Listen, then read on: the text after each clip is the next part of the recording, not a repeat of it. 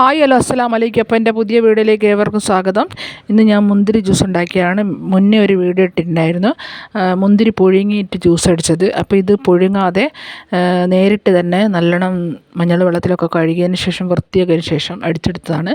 ഇത്തിരി പഞ്ചാര ഇട്ട് എന്നിട്ട് തണുപ്പിച്ചതിന് ശേഷം കുടിച്ചാൽ നല്ല ദാഹം കെടുകയും ചെയ്യും. ശരീരത്തിൽ രക്തക്കുറവുള്ളവർക്ക് നല്ലതാട്ടോ ഇത്. പക്ഷേ മുന്നേ ഇട്ട വീഡിയോയിൽ ഞാൻ പുഴുങ്ങി അടിച്ചത് അതാണ് ഏറ്റവും കൂടുതൽ ശരീരത്തിന് ആരോഗ്യം. കാരണം അതിൻ്റെ മുന്തിരിയുടെ സ്കിന്നിൽ നേരിട്ട് നമുക്ക് അതിൻ്റെ ഒരു അയൺ സത്ത് കിട്ടുന്നുണ്ട്.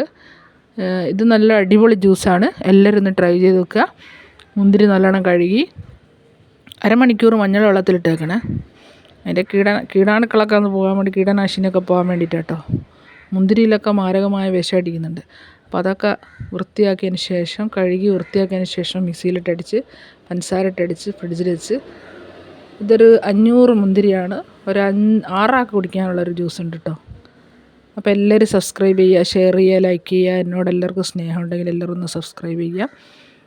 എല്ലാവരുടെ വീഡിയോ പ്രൊമോട്ട് ചെയ്യുമ്പോൾ തന്നെ എന്നെയും നിങ്ങൾ പ്രചോദനം നൽകുക. മുന്നോട്ടുള്ള ഓരോ വീഡിയോസും നല്ലതായിരിക്കട്ടെ നമുക്ക് പ്രാർത്ഥിക്കാം. അപ്പോൾ എല്ലാ വീഡിയോ നിങ്ങൾ കാണണം.